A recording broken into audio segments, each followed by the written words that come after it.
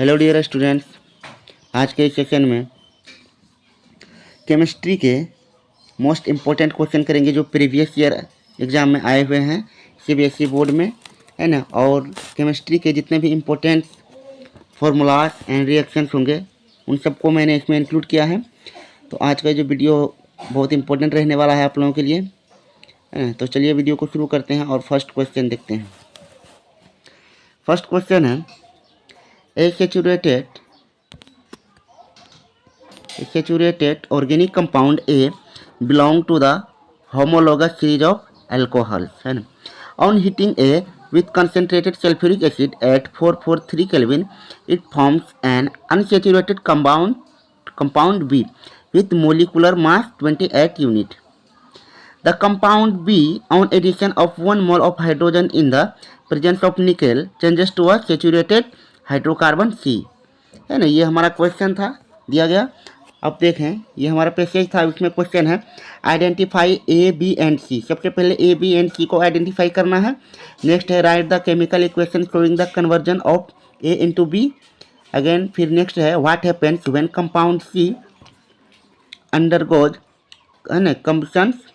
State 1 industrial application of hydrogenation reaction. Name the produced product formed when compound A react with sodium, है ना। ये question, चलिए एक एक करके सभी क्वेश्चनों का आंसर अब देते हैं। फर्स्ट क्वेश्चन हमारा यहाँ पे है। इसमें फर्स्ट क्वेश्चन में जो इसमें पूछा गया है आइडेंटिफाई ए बी एंड सी, है ना। ए बी एंड सी, तो हमें बताया गया है कि जो ए है belongs to the homologous series of alcohols. Alcohol श्रेणी का जो कि ये एक कंपाउंड है। तो ए हमारा यहाँ पे जो कि हो जाएगा, एक अगर देखें 1 का आंसर यदि इस तरह से दें, 1 का आंसर हमारा यहाँ पे रहने वाला है इथाइल एल्कोहल C2H5OH, चूँकि ये एल्कोहल ग्रुप का है ना। अब देखिए इसमें इसी को क्यों चूज किया गया है, क्योंकि the compound B on addition of 1 mole of hydrogen in the presence of nickel changes to a saturated hydrocarbon, है ना। क्योंकि फिर ये सेचुरेटेड हाइड्रोकार्बन में जो कि चेंज हो जाता है, इसीलिए ये आपका अल्कोहल ही जो कि ऐसा हो सकता है। चलिए इसमें से ये हो गया। अच्छा, इसमें फिर बी को आइडेंटिफाई करना है। इसमें बी को आइडेंटिफाई करना है, ये आपका ए हो गया। इसमें यदि बी को देखें तो बी के बारे में क्या कह रहा है, इसमें द कंपाउंड कह रहा है on heating a with concentrated sulphuric acid, है ना। कॉन्सेंट्रेटेड सल्फ्यूरिक एसिड के साथ जब गर्म करेंगे इथाइल अल्कोहल को, करते हैं C2H5OH को जब गर्म करेंगे कंसेंट्रेट H2SO4, है ना, H2SO4 के साथ 443 केल्विन पर जब इसे हम लोग हीट करेंगे तो यहाँ पे ये आपका बनने वाला है एथीन बनेगा आपका C2H4 एथिलीन बन रहा है। और साथ में आपका वाटर यानी H2O भी फॉर्म्ड हो रहा है। तो इसमें पूछा है ना, कंपाउंड बी फॉर्म्ड, बी हो रहा है तो बी की जगह पे आप क्या लिख सकते हैं, आपका यहाँ पे इसमें जो बी कंपाउंड है बी आपका हो जाएगा यहाँ पे एथीन C2H4, है ना। तो बी का भी हो गया। अच्छा, एंड सी को फाइंड आउट करना है, कह रहा है the compound B on addition of the mole of hydrogen, है ना। अब बी में क्या करते हैं हम लोग, हाइड्रोजन को ऐड करते हैं बी में, यानी C2H4 प्लस हाइड्रोजन H2, इसमें जब करते हैं H2 करते हैं तो ये हमारा बन जाता है क्या, ये बन जाएगा C2H6, है ना। तो C2H6 हमारा क्या हो गया, ये हो गया हमारा एथेन। ये हमारा एथेन जो कि यहाँ पे फॉर्म्ड हो रहा है। तो सी में ऑप्शन आपका सी कंपाउंड जो है आपका एथेन यहाँ पे रहने वाला है। चलिए फिर इसका नेक्स्ट क्वेश्चन देखते हैं। आई होप 1 नंबर का आप लोगों को समझ में आया होगा। नेक्स्ट क्वेश्चन देखते हैं इसी का। Write the chemical equation showing the conversion of A into B, है ना। ए से बी किस तरह से बना, आपको केमिकल इक्वेशन लिखना है। तो केमिकल इक्वेशन अभी मैंने जो लिखा, ए आपका था इथाइल एल्कोहल, ए आपका था इथाइल एल्कोहल C2H5OH, है ना। ये ए से, ये ए है आपका कंपाउंड, ये ए से यहाँ पे जो बी फॉर्म्ड होता है किस तरह से होता है। तो आपको पहले दिया गया था कॉन्सेंट्रेटेड H2SO4 के प्रेजेंस में और 443 केल्विन टेम्परेचर। जब गर्म करते हैं तो ये हमारा बन रहा था एथिलीन C2H4, तो इस प्लस H2O भी इसमें आ रहा है ना। तो इस तरह से जो है इसका केमिकल इक्वेशन हम लोग लिख सकते हैं। तो चलिए इसमें फिर नेक्स्ट क्या कह रहा है ना, ये बी का हो गया, आपका समझ में आया होगा। चलिए अब इसमें के थर्ड में क्या कह रहा है हम, what happens when compound C undergoes combustion, है ना।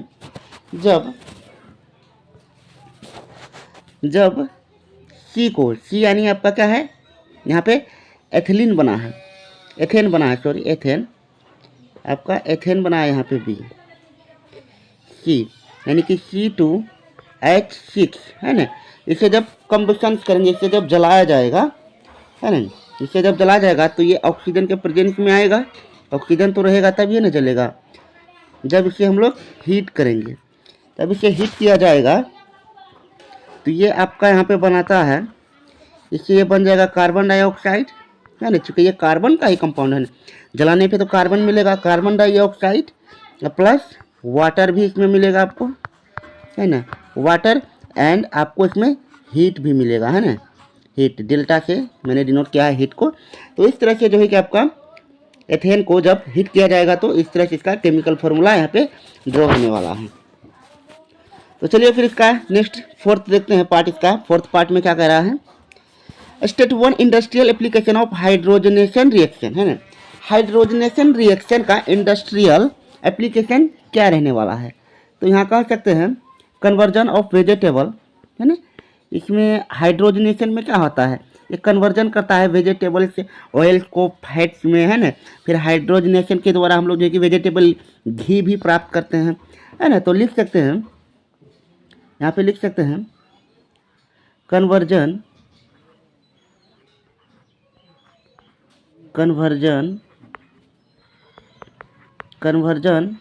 ऑफ वेजिटेबल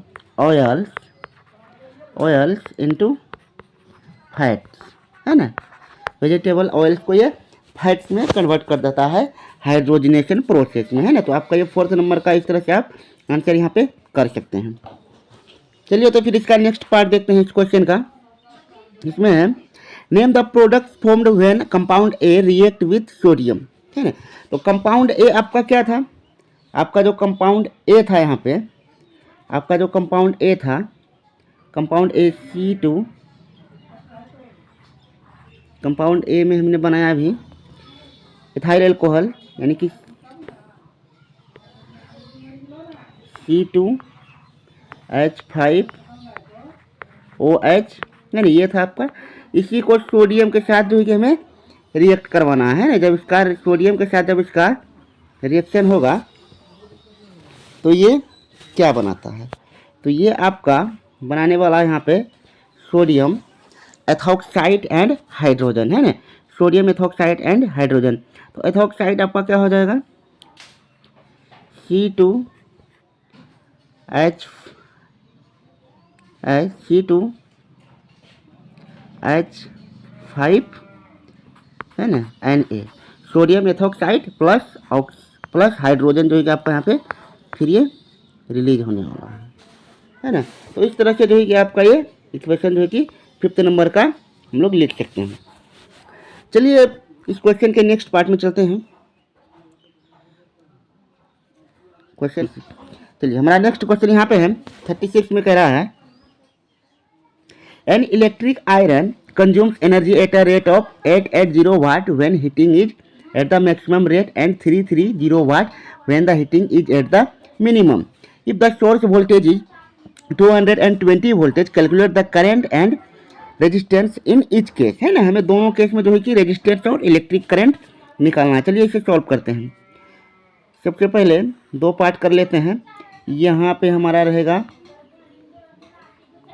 मैक्सिमम हीटिंग के लिए और यहाँ पे हम कर लेते हैं मिनिमम हीटिंग के लिए।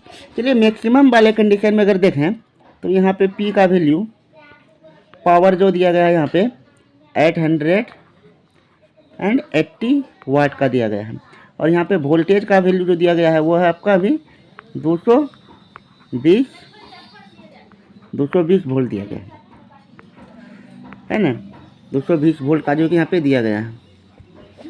अब देखें तो पावर का फॉर्मूला जो होता है P इक्वल्स होता है V इंटू आई होता है ना। तो या फिर यहाँ से जब यदि I निकाला जाए यानी करंट जब I कैलकुलेट करेंगे तो I इक्वल टू हो जाएगा P बाय V हो जाएगा। तो P का वैल्यू दिया गया है 880 डिवाइडेड बाय V का जो वैल्यू दिया गया है 220। इससे सॉल्व करने पे I का वैल्यू यहाँ से जो आ रहा है हमारा, I का वैल्यू आ रहा है 4 एम्पियर, है ना। I का वैल्यू यहाँ से 4 एम्पियर आ रहा है। अच्छा, इसमें जब आप रेजिस्टेंस कैलकुलेट करेंगे, R यदि निकालें हम लोग तो ओम के नियम से जानते हैं R इक्वल्स होता है हमारा V बाय आई, है ना। R इक्वल्स होता है V डिवाइडेड बाय आई। तो V का वैल्यू यहाँ पे दिया गया है 220 डिवाइडेड बाय I का वैल्यू अभी हमारा निकला है 4, है ना। इसे कैलकुलेट करने पे R का वैल्यू आ रहा है 55 ओम, है ना। यहाँ पे R का वैल्यू आ रहा है 55 ओम। चलिए तो हमारा पार्ट एट मैक्सिमम कंडीशन वाला हमारा सोल्व यहाँ पे हो चुका है। चलिए अब मिनिमम कंडीशन में देखते हैं। मिनिमम कंडीशन में जो यहाँ पर भी पावर जो है कि हमारा यहाँ पे पावर हमारा दिया हुआ है 330 वाट। अच्छा, यहाँ पे B का वैल्यू यहाँ के लिए भी 220 वोल्ट ही रहेगा, है ना। तो अब पावर के फॉर्मूला से यदि यहाँ से इलेक्ट्रिक करंट यदि I कैलकुलेट करें तो I इक्वल हो जाएगा P by V divided by V हो जाएगा हमारा। तो इसे वैल्यू पुट करने पर 330 डिवाइडेड बाय 220, तो इसका वैल्यू यहाँ से आ रहा है 1.5 एम्पियर, है ना। यहाँ से जो वैल्यू आ रहा है निकल के आ रहा है 1.5 एम्पियर। अच्छा, अब इसमें यदि रेजिस्टेंस कैलकुलेट करें तो R इक्वल्स ओम के नियम से R इक्वल्स हो जाएगा V डिवाइडेड बाय आई। तो V का वैल्यू अभी हमारे पास है 220 डिवाइडेड बाय आई का वैल्यू कैलकुलेट किया है अभी 1.5 एम्पियर, है ना। तो इसको सॉल्व करने पे जो अभी यहाँ पे जो आपका जो R का जो वैल्यू आ रहा है, R का वैल्यू आएगा इसमें सॉल्व करने पे 146.6 ओम आ रहा है ना। तो चलिए आपका ये न्यूमेरिकल था और ये आपका फुल 5 मार्क्स का है ना। इस तरह के क्वेश्चन यदि आपके एग्जाम में आएंगे, अगर आपने क्लियरली यदि सॉल्व कर लिया इसे तो आपके 5 मार्क्स कटने वाले नहीं हैं। बट एक चीज़ ध्यान दीजिएगा, यदि इसी क्वेश्चन के जगह पे यदि आपका कोई थियोरेटिकल क्वेश्चन रहेगा और उसमें आप पूरा भी लिखेंगे तो फिर भी आपको 5 में 5 मिलने के चांसेस नहीं रहते हैं ना। अतः डियर स्टूडेंट्स, आप लोगों से अनुरोध है कि न्यूमेरिकल पे ज़्यादा फोकस करें, जो कि आपको अधिक से अधिक मार्क्स गेन करा सकते हैं ना। तो चलिए इस सेक्शन का आप नेक्स्ट क्वेश्चन लेते हैं।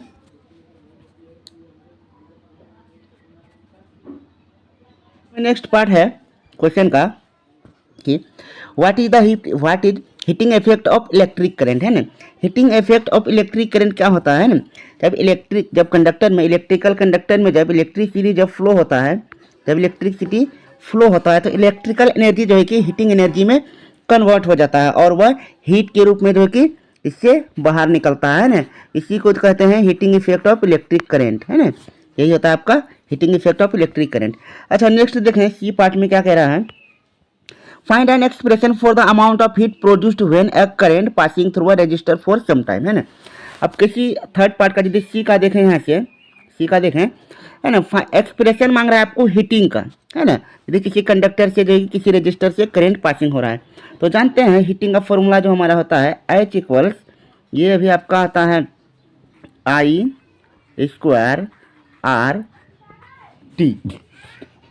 आई आपका इलेक्ट्रिक करंट, R रेजिस्टेंस होता है और T टाइम होता है कि कितने टाइम तक इलेक्ट्रिसिटी पास हुआ है इस कंडक्टर से, है ना। इसका एक और कन्वर्जन देख सकते हैं, यदि आई को यदि आई के जगह पे ओम के नियम से यदि आई इक्वल्स यदि वी बाय आर यदि यहाँ पे पुट कर दें तो ये हो जाएगा आई स्क्वायर, यानी ये हो जाएगा V square by R square into R into T. तो इसे सॉल्व करने पे ये आपका आ जाता है फॉर्मूला, ये आपका कन्वर्जन हो जाता है V square T divided by R आपका आ जाता है यहाँ से, है ना। या फिर इसे और भी हम लोग कन्वर्ट कर, यदि यहाँ से फिर आर का यदि वैल्यू, यहाँ से यदि आर का वैल्यू यदि निकाल के ओम के नियम से आर का वैल्यू निकालेंगे ये हो जाएगा वी डिवाइडेड बाय आई। तो यहाँ से फिर से यदि इसमें वैल्यू रखते हैं तो ये हो जाएगा आई स्क्वायर, फिर यहाँ से एच का जो अमाउंट आ रहा है एच इक्वल्स हो जाएगा आई स्क्वायर आर का वैल्यू हम रख रहे हैं V divided by I into T करें, है ना, इंटू यहाँ पे फिर टी रख देते हैं। तो ये वैल्यू जो अभी आपका जो निकल के आने वाला है, ये वैल्यू आपका निकल के आ रहा है वी स्क्वायर आई टी, है ना। तो इस तरह से आप किसी भी एक्सप्रेशन को जो है कि इस क्वेश्चन के आंसर में इस तरह से आप दिखा सकते हैं और आपके मार्क्स इसमें एक भी नहीं कटने वाले, है ना। तो चलिए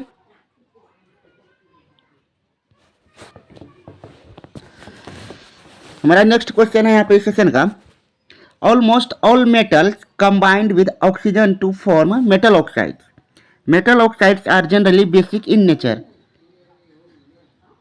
but some metal oxides show both basic, है ना, some metals show basic as well as acidic behavior. Different metals show different reactivities toward oxygen. Some react vigorously while some do not react at all, है ना। ये आपको यहाँ पे दिया गया है कुछ सेंटेंसेस जिसके बेसिस पे आपको क्वेश्चन का आंसर देना है। आपका फर्स्ट क्वेश्चन है इसमें, what happen when copper is heated in air, है ना। तो जब कॉपर को जब हीट करेंगे एयर के प्रेजेंस में तो क्या रिएक्शन यहाँ पे रहने वाला है। अच्छा, ए का यदि यहाँ पे यदि आंसर यदि ड्रॉ करें व्हाट हैपन, है ना, तो कॉपर को जब ऑक्सीजन के साथ ऑक्सीजन के प्रेजेंस में जब हीट किया जाएगा तो ये आपका कॉपर ऑक्साइड बनाएगा, है ना।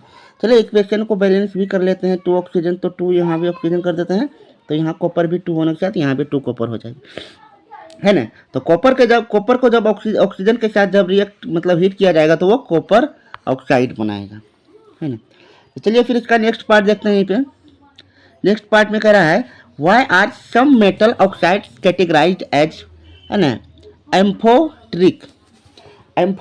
Give one example. एम्फोट्रिक का मतलब होता है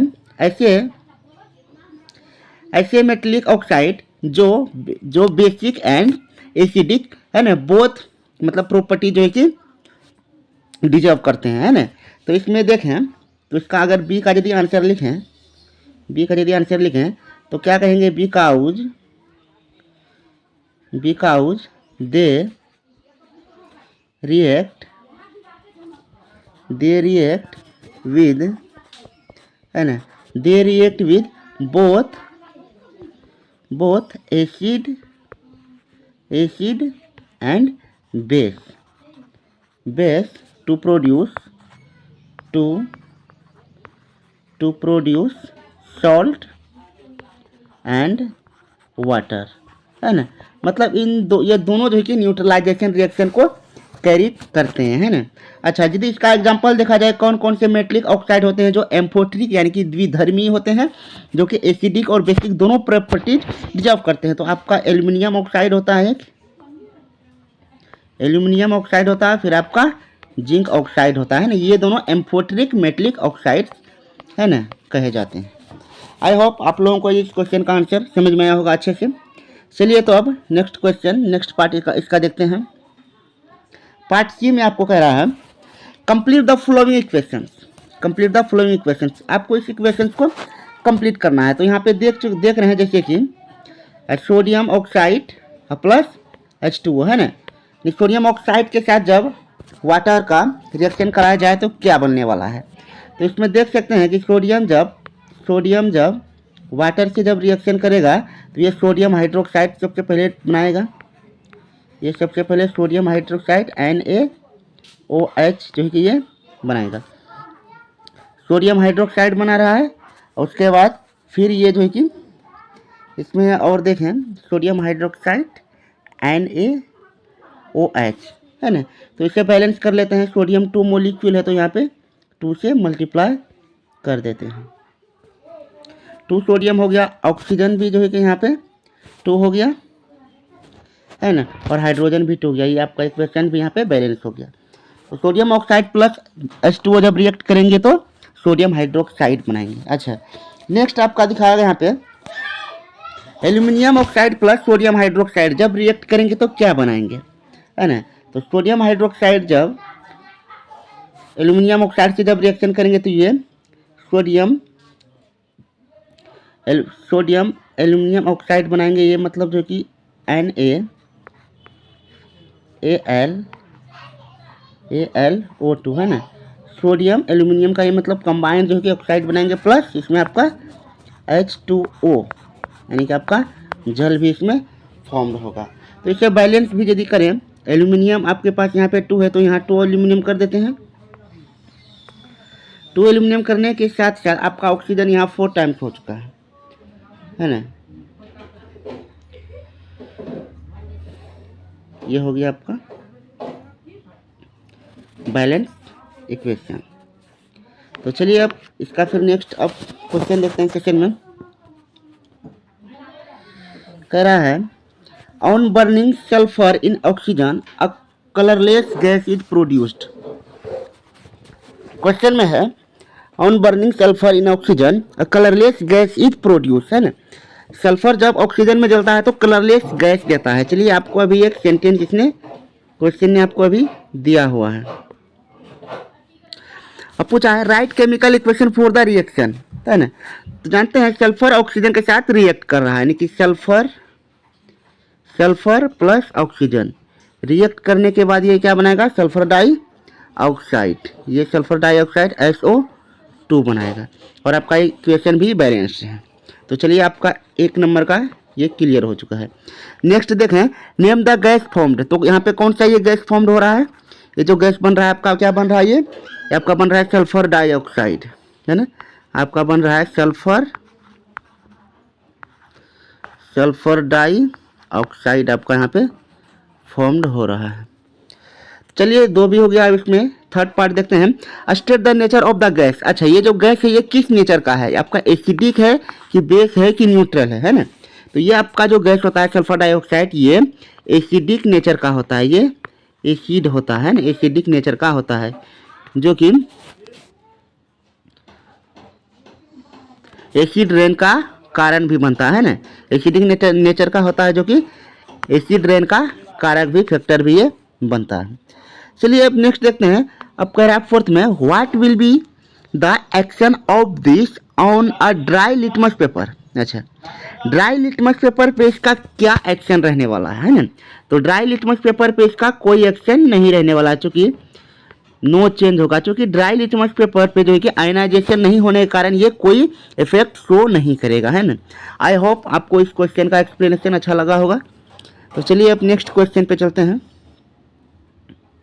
इस सेशन का। नेक्स्ट क्वेश्चन यहाँ पे आपका 39 में है hold a concave mirror in your hand. आपको यहाँ पे एक कॉनकेव मिरर को दिखाया गया है। कह रहा है hold a concave mirror in your hand and direct its reflecting surface toward the sun, है ना। रिफ्लेक्टिव सरफेस इसका जो ये वाला पार्ट है इसे जो है क्या अभी सन के डायरेक्शन में रखना है ताकि लाइट रिफ्लेक्टिव वाले पार्ट पे पड़े। Direct the light reflected by the mirror on to a white cardboard held close to the mirror. Move the cardboard back and forth gradually until you find a bright sharp spot of light on the board. This spot of light is the image of the sun on the sheet of the paper, which is also termed as principal focus of the convex mirror, है ना। यहाँ पे आपको बता दिया है इसे principal focus of the concave mirror कहा जाता है। तो चलिए इस डायग्राम और इस सेंटेंसेस के थ्रू से क्या क्वेश्चन हमें भी पूछने वाला है, देखते हैं, इसका आंसर करते हैं। फर्स्ट क्वेश्चन यहाँ पे है, list 2 applications of concave mirror. तो कॉनकेव मिरर का क्या क्या एप्लीकेशन है, चलिए इसे लिस्ट करते हैं। फर्स्ट नंबर में यदि देखें तो कॉनकेव मिरर का जो यूज होता है, जैसे कि टॉर्चेस में होता है इसका यूज, है ना,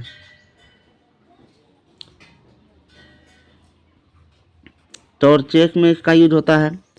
टॉर्चेस के अलावा यदि बात करें, सर्च लाइट में भी इसका यूज होता है ना, सर्च लाइट जो होते हैं उसमें भी कॉनकेव मिरर का ही यूज किया जाता है। सर्च लाइट हो गया, सेविंग मिरर जो आपका होता है ना, सेविंग मिरर जो आपका होता है वो भी आपका कॉनकेव मिरर ही होता है। सेविंग मिरर हो गया। उसके बाद डेंटिस्ट मिरर, है ना, जो डॉक्टर लोग जो दांतों की जो इलाज करते हैं वो इसी मिरर से जो कि दांतों को पहले देखते हैं ना। डेंटिस्ट मिरर आपका यहाँ पे आ जाएगा इस लिस्ट में, डेंटिस्ट मिरर। उसके बाद आपका सोलर फर्नेसेस, इस तरह से, है ना, सोलर फर्नेसेस, सोलर फर्नेसेस, है ना।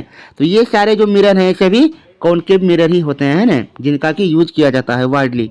चलिए इस क्वेश्चन का नेक्स्ट पार्ट देखते हैं। नेक्स्ट पार्ट है, if the distance between the mirror and the principal focus is 15 centimetre, find the radius of curvature of the mirror, है ना। यानी कि आपको इसमें इस बी पार्ट में आपको कह रहा है, इसमें आपको एफ दिया हुआ है, इसमें आपको फोकस जो है कि इस मिरर का दिया गया है आपको यहाँ पे 15 सेंटीमीटर दिया है। तो आपको इसमें कह रहा है radius of curvature, radius of curvature आपको यानी कि आर निकालना है। तो आर इक्वल्स होता है 2f, ये फॉर्मूला है, जानते हैं हम लोग, आर इक्वल्स 2f होता है। तो यहाँ पे वैल्यू पुट करेंगे, 2 इंटू एफ का मान 15 सेंटीमीटर है, इक्वल्स आ जाएगा 30 सेंटीमीटर, है ना। अतः radius of curvature of the mirror is 30 centimetre, हो गया। चलिए नेक्स्ट पार्ट सी देखते हैं। इसमें सी पार्ट में ये क्या कह रहा है, सी में कह रहा है, draw a ray diagram to show the type of image formed when an object is placed between pole and focus of a concave mirror, है ना। आपको एक डायग्राम बनाने के लिए बोल रहा है जिसमें कि ऑब्जेक्ट को कॉनकेव मिरर के पोल एंड फोकस के बीच में स्टेबल कराया गया है। चलिए तो डायग्राम बनाने का प्रयास करते हैं। सबसे पहले क्या करेंगे, एक कॉनकेव मिरर बनाएंगे, एक कॉनकेव मिरर ड्रॉ कर लेते हैं इस तरह से, है ना। कॉनकेव मिरर के जो है कि बैक साइड जो है कि कलर किया हुआ रहता है, सिल्वर कलर किया रहता है ना। चलिए ये मान लेते हैं ये इसका हो गया प्रिंसिपल एक्सिस, है ना, इस तरह से इसका ये प्रिंसिपल एक्सिस हो गया। यहाँ पे जो पॉइंट होता है, यहाँ पे जो पॉइंट होता है ये होता है पोल, इसका ध्रुव। चलिए शेप मान लेते हैं और यहाँ पे देख लेते हैं कि ये है इसका फोकस पॉइंट एफ है यहाँ पे, ठीक है। अब ऑब्जेक्ट को पी और एफ के बीच में रखना है, तो ऑब्जेक्ट को मान लेते हैं, यहाँ पे हम ऑब्जेक्ट को रख दिए इस तरह से, मान लेते हैं ऑब्जेक्ट ए और बी है, ए बी कोई ऑब्जेक्ट है। अब इसका सेंटर ऑफ कर्वेचर कुछ यहाँ हो जाएगा, सी पॉइंट इस मिरर में, यहाँ पे इसका सेंटर ऑफ कर्वेचर हो गया।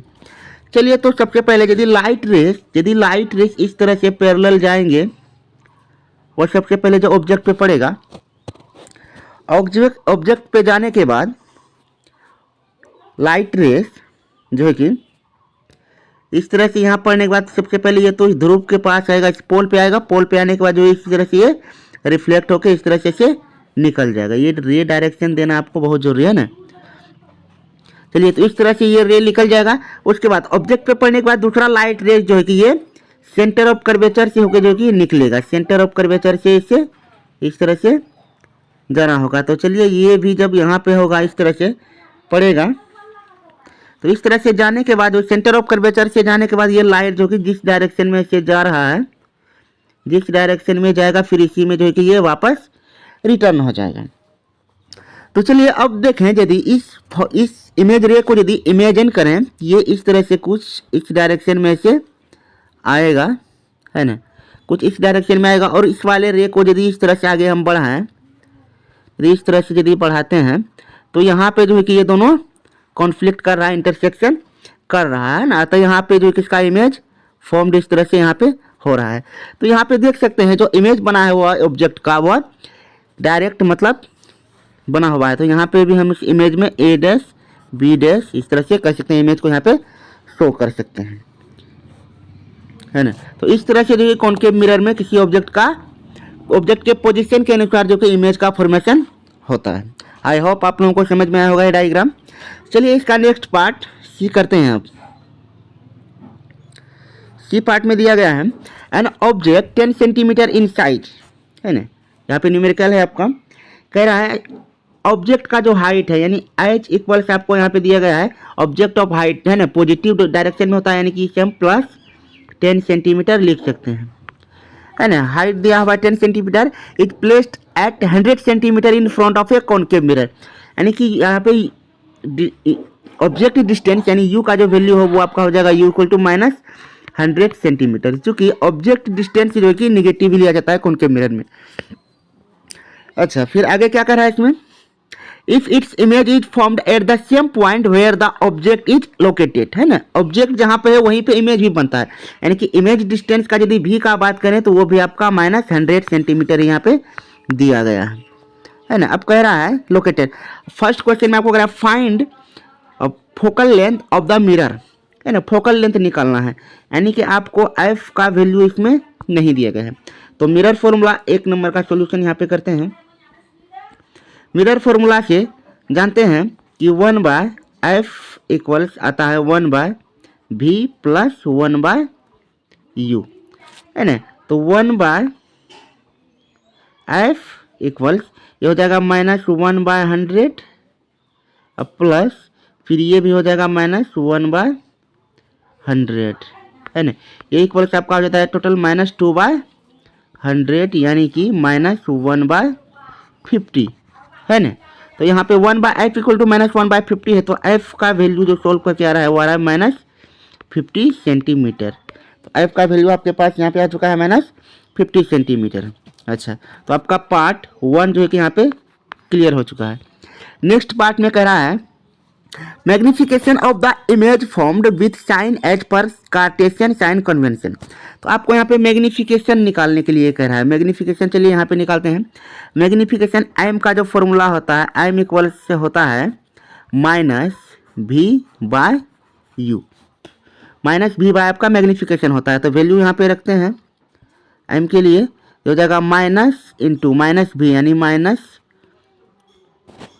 100 आपका यहाँ पे v का वैल्यू माइनस 100 है, डिवाइडेड बाय u का भी वैल्यू आपके पास माइनस 100 दिया हुआ है। तो यहाँ से इसे सॉल्व करने पे जो आपका वैल्यू आएगा वो आएगा -1, आपका m का वैल्यू -1 यहाँ पे जो कि आ रहा है। अतः आपका एक जो कि क्वेश्चन का डिटेल सॉल्यूशन हो चुका है। इस तरह से आपको जो कि अपने आंसर शीट में लिखना है और स्टेप वाइज करना है, आपको फुल के फुल मार्क्स इसमें मिलेंगे। थ्योरेटिकल क्वेश्चन से कई ज़्यादा अच्छा होता है आपका न्यूमेरिकल पोर्शन, यदि आपको आता है तुरंत टाइम कंज्यूमिंग भी कम होता है और आपको फुल मार्क्स भी दिलाते हैं। तो चलिए अब इस सेशन का नेक्स्ट क्वेश्चन देखते हैं।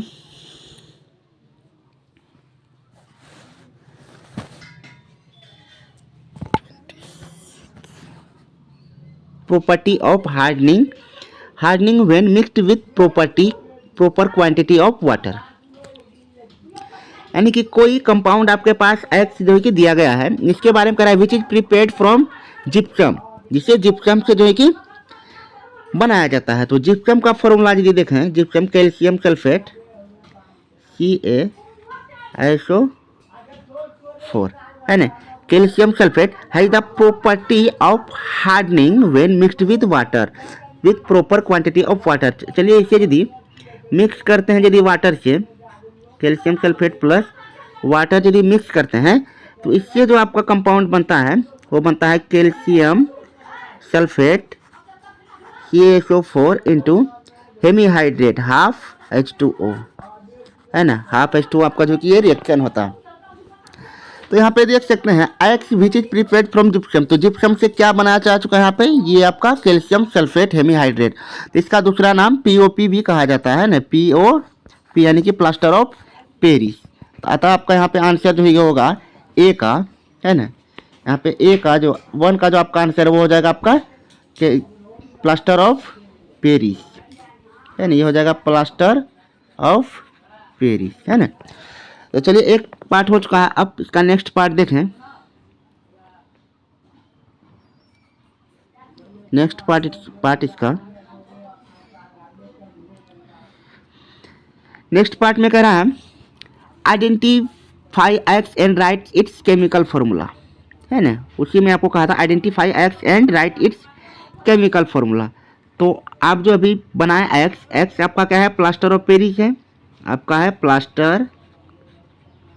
Plaster of Paris. इसका केमिकल फॉर्मूला हो जाएगा calcium sulphate CaSO4 into hemihydrate यानी हाफ H2O। ये आपका 1 नंबर का सॉल्यूशन रहने वाला है। चलिए नेक्स्ट में देखते हैं, सेकंड पार्ट में कह रहा है state the difference in chemical composition between baking soda and baking powder. आपको बेकिंग सोडा और बेकिंग पाउडर में डिफ्रेंशिएट करना है। तो देखते हैं, यदि इधर लिखते हैं जैसे बेकिंग सोडा BS लिख देते हैं, इधर लिखते हैं बेकिंग पाउडर यानी कि इधर BP लिख देते हैं। तो दोनों में क्या डिफरेंस है? देखिए इसमें डिफरेंस ये है, बेकिंग सोडा जो आपका होता है वो होता है, उसे खाने का सोडा भी कहा जाता है ना। ये इसका फॉर्मूला होता है NaHCO3, है ना, NaHCO3। इसका दूसरा नाम है सोडियम बाई, इसका दूसरा नाम कहा जाता है सोडियम बाई कार्बोनेट, है ना, इसका दूसरा नाम सोडियम बाई कार्बोनेट से जाना जाता है। अच्छा, बेकिंग पाउडर का यदि बात करें तो बेकिंग पाउडर में क्या डिफरेंस है? बेकिंग पाउडर जो होता है वो होता है, ये आपका आता है मिक्सचर, है ना, ये आता है mixture of sodium by carbonate यानी कि सोडियम बाई कार्बोनेट आपका NaHCO3 प्लस इसमें जब टार्टरिक एसिड को मिक्स किया जाता है, जब इसमें टार्टरिक एसिड को मिक्स किया जाता है तब जाके ये आपका बन जाता है बेकिंग पाउडर, है ना। और ये एडिबल हो जाता है आपका, ये खाने लायक बन जाता है। ऐसे खाने में जो है कि इसका यूज किया जाता है बेकिंग पाउडर का। आई होप आपको ये पार्ट का आंसर समझ में आया होगा। चलिए अब इसका नेक्स्ट पार्ट देखते हैं। नेक्स्ट पार्ट में कह रहे हैं right balance chemical equation for the reaction that occurs when. यहाँ पे आपको केमिकल इक्वेशन लिखना है जो रिएक्शन अभी यहाँ पे हो रहा है। फर्स्ट में दिया गया है रिएक्शन में आपका फर्स्ट रिएक्शन में यहाँ पे दिया गया है कि blue coloured copper sulphate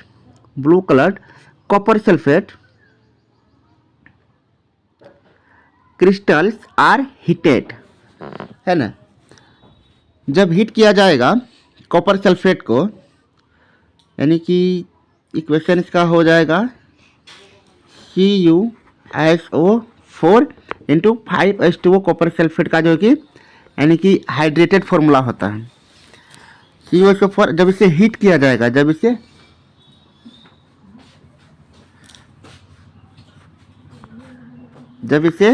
heat किया जाएगा तो हीट करने पे ये क्या होंगे, इसके वाटर मॉलिक्यूल जो है कि इससे अलग हो जाएंगे। यानी ये तब बनने वाला है कॉपर सल्फेट CuSO4, है ना, कॉपर सल्फेट प्लस H2O यानी आपका वाटर जो है कि इससे अलग हो जाएगा, डिकम्पोज हो जाएगा। तो यहाँ पे वाटर मॉलिक्यूल 5 है, तो यहाँ पे 5 देके केमिकल इक्वेशन को बैलेंस भी इस तरह से हम लोग कर सकते हैं। तो आपका 1 नंबर का जो कि ये सॉल्यूशन आपका ये रहा, copper sulphate CuSO4 into 5H2O को गर्म करने पर CuSO4 प्लस 5H2O आपका यहाँ पे रहने वाला है केमिकल इक्वेशन। चलिए इसका नेक्स्ट पार्ट देखते हैं। कह रहा है sodium hydrogen carbonate is heated during cooking. तो खाना बनाने के दरमियान सोडियम हाइड्रोजन कार्बोनेट यानी कि सोडियम बाई कार्बोनेट जिससे कहते हैं, यानी इसका हो जाएगा अभी आपका केमिकल इक्वेशन यदि इसका देखें NaHCO3 को जब हीट किया जाएगा, है ना, को जब हीट किया जाता है, जब इसे हीट किया जाता है तो इससे क्या बनने वाला है? तो इससे आपका बनता है sodium carbonate plus water plus carbon dioxide. आपका ये सभी चीज़ें यहाँ पे जो कि बनने वाला है। अच्छा देखें क्या इक्वेशन बैलेंस है। सोडियम यहाँ 2 मॉलिक्यूल्स है, तो यहाँ पे सोडियम को 2 मॉलिक्यूल से मल्टीप्लाई कर देते हैं। अब उसके बाद देखें हाइड्रोजन आपका 2 है, तो हाइड्रोजन भी आपका 2 हो चुका है। कार्बन भी आपका यहाँ पे 2 है, कार्बन भी आपका एक 1 यहाँ पे है और 1 यहाँ पे है, है ना। तो ये कार्बन भी आपका बैलेंस हो चुका है। ऑक्सीजन का बात करें तो ऑक्सीजन इधर 2, यहाँ पे 3 5 + 1 6 हो गया। उसके बाद यहाँ पर भी ऑक्सीजन आपका देखा है 2 × 3 = 6, आपका इक्वेशन बैलेंस भी हो चुका है। तो चलिए डियर स्टूडेंट्स, अब नेक्स्ट क्वेश्चन देखते हैं।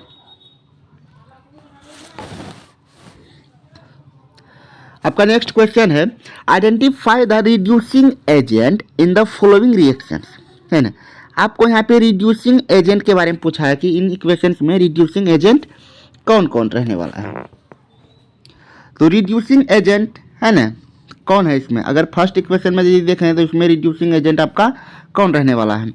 तो अमोनिया है प्लस ऑक्सीजन, अमोनिया का ऑक्सीजन से रिएक्शन कराने के बाद नाइट्रस ऑक्साइड है ना प्लस वाटर यहाँ पे फॉर्म्ड होता है।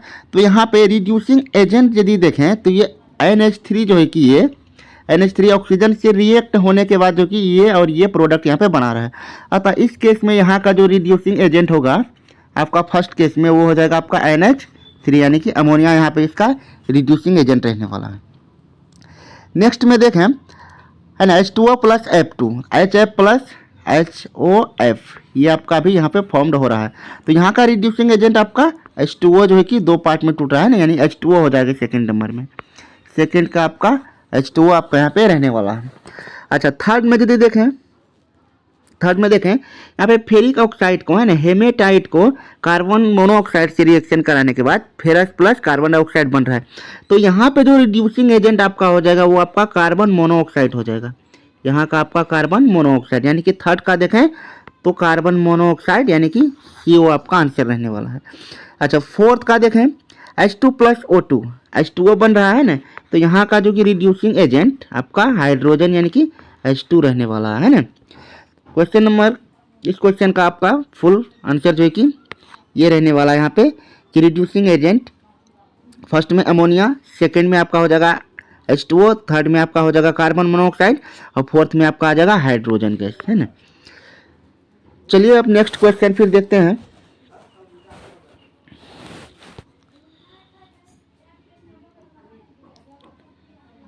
नेक्स्ट क्वेश्चन आपका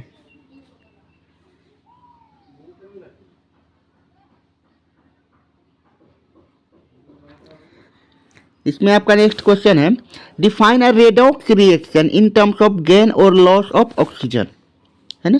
आपको रेडॉक्स रिएक्शन के बारे में पूछा है इन टर्म्स ऑफ गेन और लॉस ऑफ ऑक्सीजन। तो इसके बारे में क्या लिख सकते हैं, यदि बी का यदि सॉल्यूशन यदि लिखें तो क्या लिख सकते हैं, ए रिएक्शन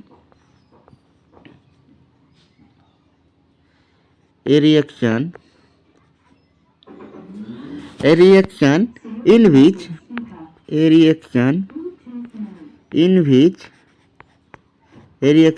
which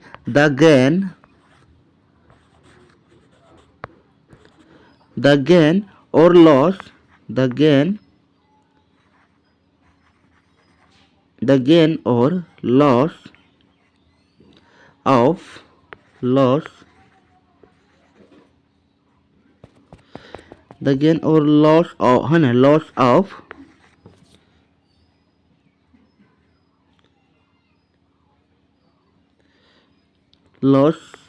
of oxygen, है ना, loss of oxygen takes place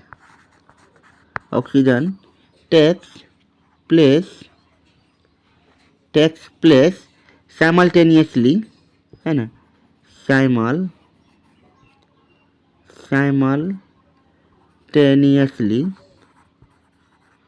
simultaneously is called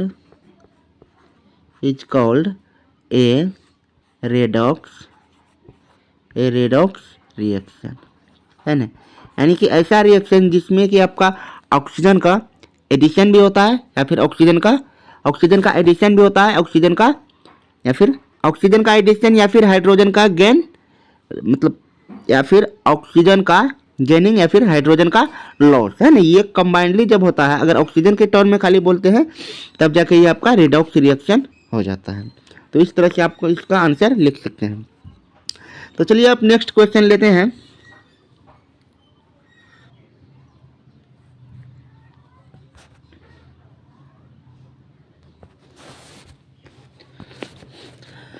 ये आपका नेक्स्ट क्वेश्चन है, एक chemical compound x is used in glass, soap and paper industries, है ना। तो कह रहा है on treatment with ethanoic acid it forms salt water and carbon dioxide. आपको भी यहाँ पे एक सेंटेंस जो कि असर्शन दिया हुआ है। अब पूछ रहा आइडेंटिफाई एक्स, है ना, तो वो कौन सा चीज़ है, आपका डायरेक्ट क्वेश्चन है, वो कौन सा चीज़ है ना, जिसका ट्रीटमेंट है ना एथेनोइक एसिड के साथ करने पे ये जो कि salt water and carbon dioxide जो कि ये फॉर्म्ड करता है। तो इसका ऑप्शन आपका, इसका आंसर ए नंबर का जो हो जाएगा, एक्स जो आपका होगा, एक्स आपका ये हो जाएगा सोडियम कार्बोनेट, है ना, चूंकि सोडियम कार्बोनेट का यूज जो कि एथेनोइक एसिड के साथ करने पर salt water and carbon dioxide formed होता है। तो सोडियम कार्बोनेट आपका ये हो जाएगा Na2CO3 इंटू इसमें 10 मोलिक्यूल्स ऑफ वाटर भी होते हैं इंटू 10H2O, वो आपका हो जाएगा, है ना। और इसका दूसरा नाम होता है वाशिंग सोडा, इसका दूसरा नाम वाशिंग सोडा से भी इसे जाना जाता है। तो आपका पार्ट 1 कंप्लीट हो चुका है। अब इसका पार्ट देखते हैं बी। पार्ट बी में क्या करा है, how is this compound obtain from brine, है ना। तो ब्राइन एक मेथड है, तो ब्राइन मेथड से सोडियम कार्बोनेट को कैसे प्राप्त किया जाता है। कह रहा है राइट द इक्वेशन इन्वॉल्व, है ना। इससे चलिए सोडियम कार्बोनेट को बनाने का जो प्रोसेस है उसका क्या केमिकल इक्वेशन रहने वाला है। तो इसमें बी का जो देखें सोल्यूशन, तो सबसे पहले इसमें क्या किया जाता है, सोडियम क्लोराइड को लिया जाता है NaCl प्लस सोडियम क्लोराइड के साथ वाटर को मिक्स करके, वाटर प्लस कार्बन डाइऑक्साइड, है ना, इन तीनों को मिक्स किया जाता है। इन तीनों के साथ फिर इसमें अमोनिया यानी ब्राइन जो है इसमें मिलाया जाता है NH3 आपका, ये तीनों चीज़ें इसमें पहले मिक्स किया जाता है। इसे मिक्स करने के बाद आपका जो इक्वेशन यहाँ पे जो फॉर्म्ड होता है, इक्वेशन में आपका जो प्रोडक्ट बनता है, इसमें पहले बनता है अमोनियम आपका बनता है NH4Cl, अमोनियम क्लोराइड आपका इसमें सबसे पहले फॉर्म्ड होता है। और प्लस आपका इसमें बनता है सोडियम बाइकार्बोनेट NaHCO3, है ना। इस इक्वेशन में आपका अमोनियम क्लोराइड और सोडियम बाइकार्बोनेट आपका ये दोनों यहाँ पे फॉर्म्ड होता है।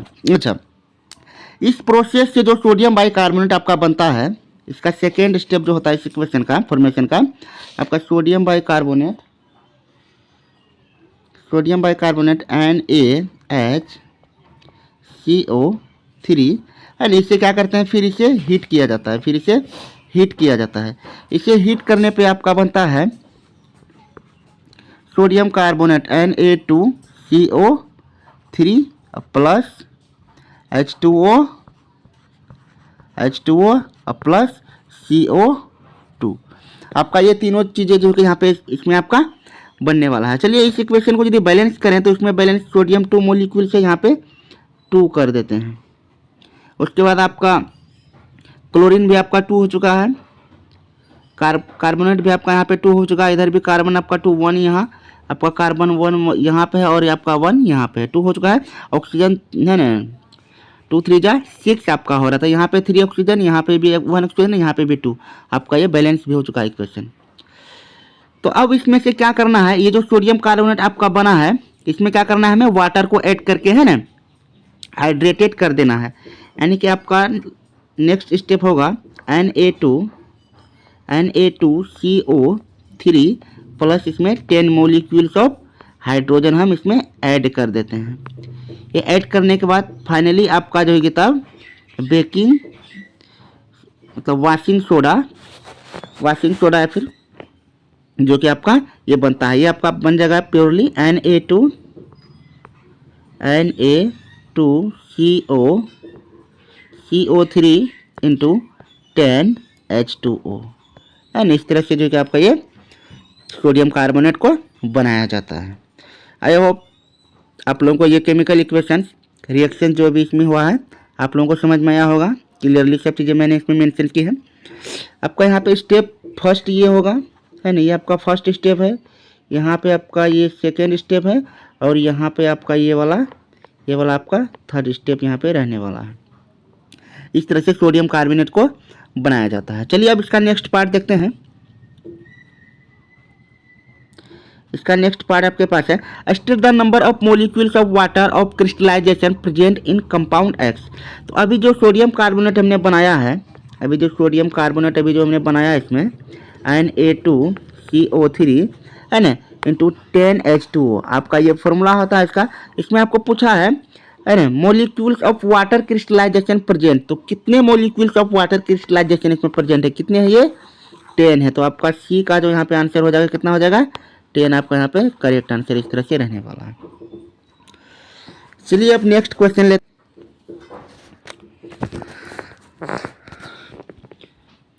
आपका नेक्स्ट क्वेश्चन यहाँ पे है, what is observe when an aqueous solution of potassium iodide and lead nitrate are mixed together. Name the type of reaction and write the chemical equation for the reaction that occurs. अच्छा, इसमें कह रहा है what is observe when aqueous solution of potassium iodide and lead nitrate. Potassium iodide और lead nitrate को reaction कराने के बाद हमें क्या ऑब्जर्व होता है। चलिए सबसे पहले यदि इसका केमिकल इक्वेशन लिखें, इसमें chemical equation lead nitrate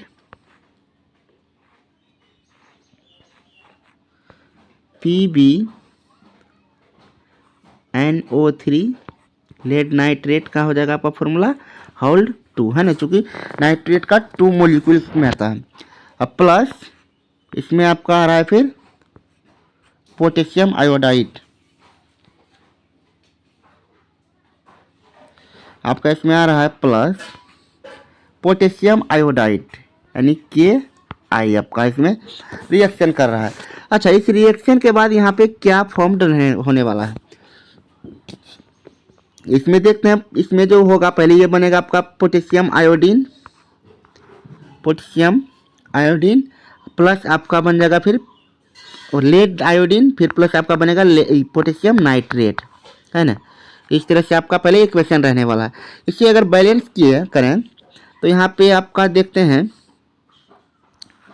2 potassium है ना, तो आपका यहाँ पे 2 पोटेशियम कर देते हैं, चूँकि आयोडीन का 2 मोलिक्यूल्स है तो आयोडीन को भी 2 करना होगा है ना। इस तरह से आपका यहाँ पे इक्वेशन जो कि बैलेंस हो चुका है। अच्छा, ये इक्वेशन रहा आपका। इसमें पूछ रहा है name the type of reaction, यहाँ पे किस तरह का रिएक्शन हो रहा है। तो रिएक्शन यदि यहाँ पे देखें तो इसमें लेड नाइट्रेट भी टूटता है आपस में, लेड नाइट्रेट भी आपस में जो कि टूट रहा है और पोटेशियम आयोडाइड भी आपस में टूट रहा है। इसका मतलब यहाँ पे ये डिस्प्लेसमेंट रिएक्शन हो रहा है और दोनों तरफ से मतलब डबल हो रहा है। यानी टाइप ऑफ रिएक्शन का है तो ये हो जाएगा आपका डबल रिप्लेसमेंट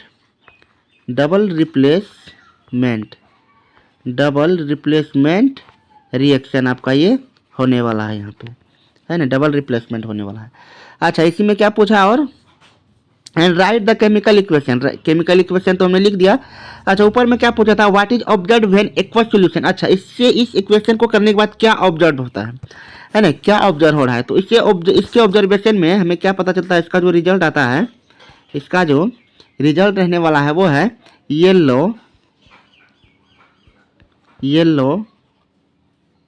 येलो प्रेसिपिटेट को हम डाउनवर्ड साइन से भी लिख सकते हैं ना, इस तरह से इसे सर्कल कर देते हैं। Yellow precipitate of lead iodide है ना, ऑफ लेड आयोडाइड मतलब कि PbI2 इज फॉर्म्ड है ना। ये तो मतलब इसका जो कलर होता है ये येलो कलर का जो होता है ये लेड आयोडाइड फॉर्म्ड होता है ना। यानी ये जो आपका बना है यहाँ पे इसका जो कलर होता है ये येलो कलर का होता है। तो ये ऑब्जर्वेशन रहा आपका है ना। तो इस तरह से इसे अरेंज करके जो है कि आप जो है इसे अच्छे से लिख सकते हैं इस क्वेश्चन का आंसर। चलिए अब नेक्स्ट क्वेश्चन में देखते हैं। नेक्स्ट पार्ट में कह रहा है when copper powder is heated in a watch glass a black substance is formed. B में आपको कह रहा है why is this black substance formed, name it. आपको नाम पूछा है। How can this black substance be reversed to its original form. तो इसे किस तरह से जो है कि फिर हम इसके ओरिजिनल फॉर्म में ला सकते हैं। अच्छा, देखें इसका सॉल्यूशन फर्स्ट में है ना, why is this black substance formed, इसका नेम आपका क्या होने वाला है। है ना। वेन कॉपर पाउडर है आपका, कॉपर को क्या किया जाता है, हीट किया जाता है। तो कॉपर को जब हीट करेंगे इसको हीट करने पे तो ये ऑक्सीजन के प्रेजेंस में तो आएगा ही, और इसे हीट करने पे ये बन जाएगा आपका कॉपर ऑक्साइड। ये आपका कॉपर ऑक्साइड यहाँ पे बन रहा है। तो आपको इसमें पूछा है ना, सब्सटेंट फॉर्म्ड, कौन सा सब्सटेंट आपका बनता है, कॉपर ऑक्साइड बनता है ना। तो आप इसे लिख सकते हैं कॉपर ऑक्साइड जो है कि आपका यहाँ पे फॉर्म्ड होने वाला है ना। कॉपर ऑक्साइड आपका यहाँ पे फॉर्म्ड होता है। अच्छा, इसके बाद आपको क्या पूछा है, how can this black substance be reverse to its original. तो इसको क्या कर सकते हैं, इसमें डिस्प्लेसमेंट डिकम्पोजिशन यदि इसका कराएं, यदि इसका कॉपर ऑक्साइड का यदि डिकम्पोजिशन यदि कराएं, तो डिकम्पोजिशन होने के बाद ये फिर कॉपर प्लस ऑक्सीजन में जो है कि ये चेंज हो सकता है। इस तरह से इसे बैलेंस भी हम लोग कर देंगे। तो आपका आंसर ये इस तरह से हो सकता है। अच्छा, तो इससे ओरिजिनल ये आपका डिकम्पोज हो गया। अच्छा, इसका एक और तरीका आपका ये हो सकता है, ना, क्या लिख सकते हैं, बाय पासिंग हाइड्रोजन, है ना, by passing hydrogen gas on it. अच्छा, इससे हाइड्रोजन गैस पास करा के भी हम इसे जो कि डिकम्पोज कर सकते हैं। वो कैसे करेंगे, जैसे आपके पास कॉपर ऑक्साइड है, इसमें यदि हाइड्रोजन को यदि ऐड करेंगे, हाइड्रोजन को ऐड करने पे ये आपका कॉपर जो है कि मतलब डिसमेंटल हो जाएगा, प्लस आपका यहाँ पे H2O जो है कि फॉर्म्ड होने वाला है। इस तरह से आप भी से कर सकते हैं, रिवर्स कर सकते हैं इस रिएक्शन को। चलिए, तो नेक्स्ट क्वेश्चन देखते हैं।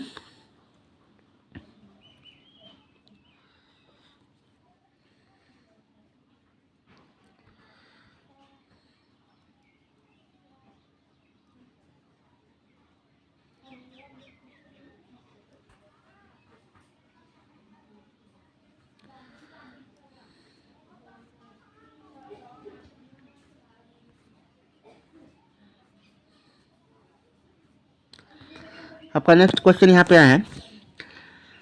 क्वेश्चन है, silver chloride kept in a China dish turns grey in sunlight, है ना। कह रहा है सिल्वर क्लोराइड को जब चाइना डिश में रखा गया तो ये सनलाइट के प्रेजेंस में ग्रे कलर का हो जाता है। क्वेश्चन है, right the colour of silver chloride when it was kept in the China dish, यानी पहले मतलब शुरुआती में तो सिल्वर क्लोराइड का कलर किस तरह का था, है ना। तो सिल्वर क्लोराइड का आपका ऑप्शन मतलब क्वेश्चन ए का जो आंसर होगा वो व्हाइट होगा, क्योंकि सिल्वर क्लोराइड का कलर जो है कि वो आपका व्हाइट रहता है इनिशियली, है ना, वो व्हाइट कलर का इनिशियली रहता है। अच्छा, यदि इसका बी में देखा जाए, बी में क्या पूछ रहा है, name the type of chemical reaction taking place and right the chemical equation for the reaction. अच्छा, तो यहाँ पे देखें, यदि सिल्वर क्लोराइड AgCl, है ना, सिल्वर क्लोराइड को जब सनलाइट में, यानी कि सनलाइट में जब इसे रखा जाएगा, तो ये सिल्वर और फिर इंडिविजुअली क्लोरीन गैस में जो कि ये टूट जाएगा। तो इससे बैलेंस करते हैं, Cl2 यहाँ पे है तो यहाँ पे भी 2 कर देते हैं, तो सिल्वर को भी आपको यहाँ पे 2 करना होगा। ये बैलेंस हो गया, है ना। तो देख सकते हैं इसका केमिकल इक्वेशन है, और इक्वेशन का टाइप यदि पूछा जाए तो यहाँ क्या हो रहा है, डिकम्पोज हो रहा है सिल्वर क्लोराइड इंडिविजुअली सिल्वर और क्लोराइड में।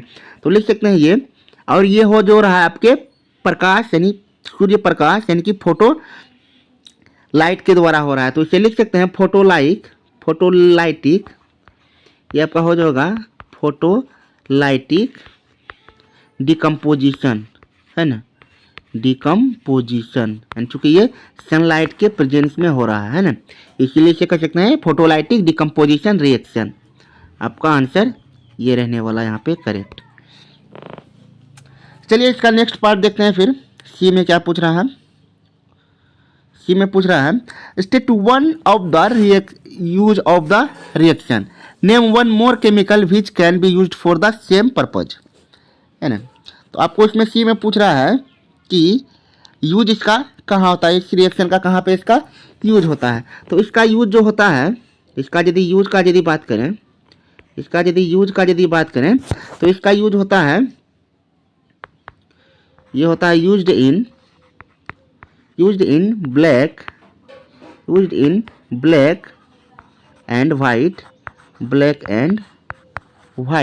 फोटोग्राफी, है ना, ब्लैक एंड वाइट फोटोग्राफी में जो है कि इसका यूज होता है। अच्छा, इसमें आपको क्या पूछा है, name one more chemical which can be used for the same purpose. अच्छा, फोटोग्राफी के लिए मतलब एक और मतलब इसी का जो कंपाउंड है वो आता है आपका सिल्वर ब्रोमाइड, है ना, AgBr, है ना। सिल्वर ब्रोमाइड का यूज भी जो है कि फोटोग्राफी के लिए, फिल्म फोटोग्राफी के लिए जो है कि किया जाता है। तो ये आपका इस तरह से करेक्ट एक्सप्लेनेशन रहने वाला है क्वेश्चन का। चलिए अब नेक्स्ट क्वेश्चन देखते हैं आपका यहाँ पे क्या कह रहा है। कह रहा है with the help of suitable chemical equation list the two main difference between roasting and calcination. Roasting and calcination के बीच में आपको डिफरेंस करना है। How is metal reduce from the product obtain after roasting calcination of the ore. Write the chemical equation for the reactions involved, है ना। तो आपको कैल्सिनेशन फिर या फिर रोस्टिंग के बाद मेटल को किस तरह से जो है कि उसके ऑक्साइड से अलग किया जाता है, प्राप्त किया जाता है ना, इसका भी इक्वेशन हमें लिखना है। तो चलिए सबसे पहले क्या करते हैं, एक टेबल बना लेते हैं। इस तरह से एक टेबल यहाँ पे हम ड्रॉ कर लेते हैं,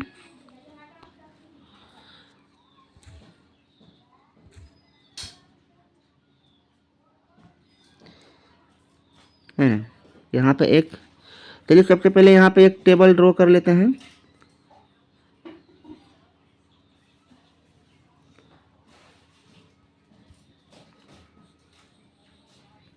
इस तरह से एक साइड हम यहाँ पे देते हैं रोस्टिंग, यहाँ पे रोस्टिंग कर देते हैं, और यहाँ पे कर देते हैं कैल्सिनेशन, यहाँ पे कैल्सिनेशन। अच्छा, इसमें टू डिफरेंस आपको एटलीस्ट लिखना है।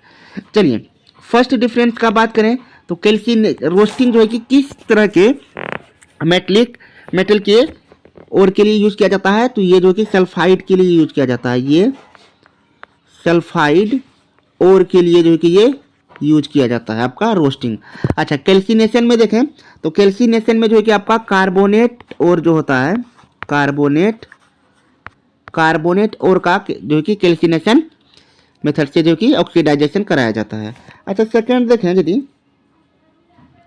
सेकंड इसका मेजर डिफरेंस जो दोनों में रहता है क्या है, इसमें जो कि excess amount of water air होता है ना, एक्सेस एयर होता है इसमें। अच्छा, इसका यदि बात करें इसमें क्या होता है, इसमें लो एयर इसमें होता है, इसमें एयर का प्रेजेंस लो होता है। अच्छा, अब यदि इसका कह रहा है how is metal reduced from the product obtain after roasting calcination. अच्छा, रोस्टिंग या फिर कैल्सिनेशन के बाद जो है कि किस तरह से मेटल को प्राप्त किया जाता है। अच्छा, अब देखें, जैसे पहले इसका एक एग्जांपल लेते हैं, जैसे कैल्सिनेशन या फिर रोस्टिंग किस तरह से होता है। तो रोस्टिंग कराने के लिए जैसे कोई सल्फाइड और जैसे जिंक सल्फाइड, है ना, ZnS को क्या किया जाता है, ऑक्सीजन के प्रेजेंस में से गर्म किया जाता है, और गर्म करने पे ये जिंक ऑक्साइड फिर प्लस आपका ये सल्फर डाई ऑक्साइड बना लेता है ना। फिर यदि कार्बोनेट का यदि बात करें, जैसे जिंक कार्बोनेट लेते हैं, जिंक कार्बोनेट को, है ना, जब गर्म किया जाता है तब जाके ये जिंक ऑक्साइड प्लस CO2 में जो है कि ये कन्वर्ट हो जाता है। अच्छा, अब यदि इस कार्बोनेट से, इस ऑक्साइड से यदि मेटल को प्राप्त किया जाए तो किस तरह से कर सकते हैं। तो इसे करने के लिए जैसे कार्बन का यूज किया जाता है ना, कार्बन का यूज किया जाता है, एल्यूमिनोथर्माइड प्रोसेस किया जाता है। अच्छा, कार्बन से किस तरह किया जाता है, देखें तो जैसे जिंक ऑक्साइड को फिर जैसे कार्बन से रिएक्शन कराते हैं तो ये आपका जिंक मेटल निकल जाता है, फिर आपका यहाँ पे कार्बन डाइऑक्साइड आपका मिल जाता है। तो इस तरह से जो है आपको एक प्योर मेटल का प्राप्ति यहाँ पे हो जाता है। अच्छा, कार्बोनेट में भी देखें सेम टू सेम, यहाँ पे भी सेम प्रोसेस रहने वाला है। Zinc oxide plus carbon add करने पर ये आपका Zn आपको मिलता है, फिर प्लस आपको यहाँ पे CO2 मिल जाता है। इस तरह से कैल्सिनेशन और रोस्टिंग प्रोसेस को एग्जीक्यूट किया जाता है, और फिर मेटल्स के ऑक्साइड जो होते हैं उन्हें जो कि कार्बन की सहायता से या फिर इलेक्ट्रोलाइसिस या फिर एल्यूमिनोथर्माइड, है ना, ये सब प्रोसेस है जिसकी सहायता से मेटल को उनके ऑक्साइड से अलग किया जाता है। आई होप आप लोगों को समझ में आया होगा ये एक्सप्लेनेशन। चलिए नेक्स्ट क्वेश्चन, अब 34 में आपको यहाँ पे दिया गया है, आपका नेक्स्ट क्वेश्चन है an acid X and an alcohol Y, है ना, एक एसिड X और alcohol Y react with each other in the presence of an acid catalyst to form a sweet smelling substance Z. Identify X, Y and Z. Write the chemical equation for the reaction involved and name it. The substance Z on treatment with sodium hydroxide produce back the alcohol Y and sodium ethanoate. Write the chemical equation for the reaction involved and name it. Give justification for the name. चलिए तो देखते हैं इस question का क्या detailed analysis, क्या answer रहने वाला है। सबसे पहले आपको कहा गया है कि X and an alcohol Y react with each other in the presence of an acid catalyst form a sweet smelling substance Z, यानी यहाँ पे फॉर्म्ड होता है। अच्छा, तो यहाँ पे आपका जो X जो रहने वाला है, यहाँ पे आपका जो X जो रहने वाला है, ये आपका जो है कि इथाइल अल्कोहल C2H5 जो है कि आपको आपका यहाँ पे रहने वाला है ना, C2H5 होगा ये, और ये हो जाएगा आपका यहाँ पे आपका जो X जो रहने वाला है, आपका X रहने वाला, ये आपका एसिटिक एसिड होगा CH3COOH, आपका यहाँ पे एसिटिक एसिड जो कि ये रहने वाला है। अच्छा, फिर इससे किसी दूसरे के साथ, यानी कि जब रिएक्शन करा जाता है, यानी आपका जो Y का जो होगा यहाँ पे, Y आपका हो जाएगा यहाँ पे इथाइल अल्कोहल C2H5OH, आपका यहाँ पे ये रहने वाला है, C2H5OH रहने वाला है। अच्छा, फिर उसके बाद आपको पूछा है Z आपका इन दोनों के रिएक्शन से आपका क्या बनता है। अभी केमिकल इक्वेशन इसका देखेंगे, है ना, X प्लस वाई से को मिलाने से जो Z बनता है, तो Z के फॉर्म में आपका क्या बनता है, आपका बनता है सोडियम एथिल एथानोएट आपका बनता है, यानी कि CH3 एथानोएट का फॉर्मूला होता है CH3COO, और फिर एथिल आपका आता है, यानी कि इसमें C2H5, है ना। ये XYZ आपका इंडिविजुअली ये सब कंपाउंड जो है कि यहाँ पे फॉर्म्ड होने वाले हैं। चलिए, अब आपको इसमें कहा है राइट द केमिकल इक्वेशन। अब इनका केमिकल इक्वेशन हम लिखते हैं। केमिकल इक्वेशन में सबसे पहले फर्स्ट नंबर यदि ले, फर्स्ट स्टेप यदि यहाँ पे लेके चलते हैं, फर्स्ट स्टेप में आपका acetic acid CH3COOH, acetic acid और plus ethyl alcohol plus C2H5OH, है ना। इन दोनों का जो है कि एसिड कैटलिस्ट है ना, एसिड कैटलिस्ट के, है ना, एसिड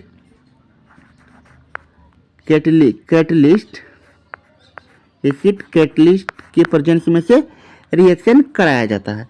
अच्छा, इस रिएक्शन को कराने के बाद इसमें आपका जो प्रोडक्ट जो आपका यहाँ पे फॉर्म्ड होता है, वो प्रोडक्ट आपका रहने वाला है एथिल एथानोएट प्लस वाटर। एथिल एथानोएट, तो एथानोएट का फॉर्मूला हम लिख सकते हैं CH3COO, एथिल हो जाएगा आपका C2H5, है ना, एथिल एथानोएट प्लस वाटर, यानी कि H2O यहाँ पे इस रिएक्शन का प्रोडक्ट रहने वाला है। अच्छा, इसमें आपको पूछा है इन्वॉल्व एंड नेम इट। अच्छा, अब इसका नेम क्या रहने वाला है, इस रिएक्शन का नेम यदि देखें, इस रिएक्शन का आपका नेम हो जाएगा, यदि सेकेंड नंबर यदि पॉइंट यदि मान लें यहाँ पे इस तरह से सेकेंड पॉइंट यदि बात करें, तो ये आपका जो इक्वेशन है, इस इक्वेशन का नाम इसे कहते हैं एस्टरीफिकेशन, इसे एस्टरीफिकेशन कहा जाता है ना, एस्टरीकरण कहते हैं इसे हिंदी में, है ना। एस्टरीफिकेशन रिएक्शन इसका नाम यहाँ पे रहने वाला है। तो ethyl acetic acid plus ethyl alcohol जब एसिड कैटलिस्ट के प्रेजेंस में रिएक्शन करते हैं, तो एथिल एथानोएट प्लस वाटर फॉर्म्ड होता है, और इस रिएक्शन को एस्टरीफिकेशन रिएक्शन भी कहा जाता है। चलिए, फिर इसी का नेक्स्ट पार्ट देखते हैं क्या है। इसके नेक्स्ट पार्ट में कह रहा है एंड सोडियम, अच्छा, नेक्स्ट पार्ट में इसमें कह रहा है with sodium hydroxide produce back the alcohol Y, है ना। जेड पे फिर अब ट्रीटमेंट यहाँ पे जो किया जाता है।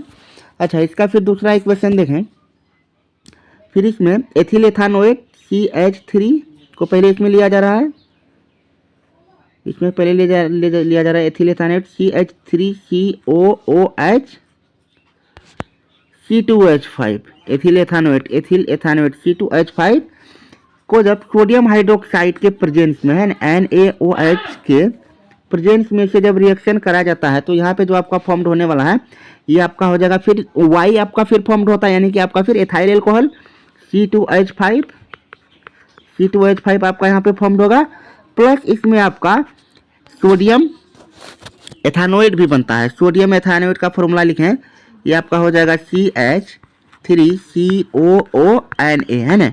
सोडियम एथानोइड भी आपका यहाँ पे बन रहा है। तो इस रिएक्शन का जो नाम है ना, इस रिएक्शन का जो नाम होता है, इस रिएक्शन को हम लोग, इस रिएक्शन को सोपानिफिकेशन, है ना, सोपानिफिकेशन रिएक्शन, है ना, सोपानिफिकेशन रिएक्शन जो है किसे कहा जाता है ना। तो इस रिएक्शन का यूज करके जो है कि साबुन का प्रोडक्ट किया जाता है ना, यूज्ड इन, इसे लिख सकते हैं यूज्ड इन प्रिपरेशन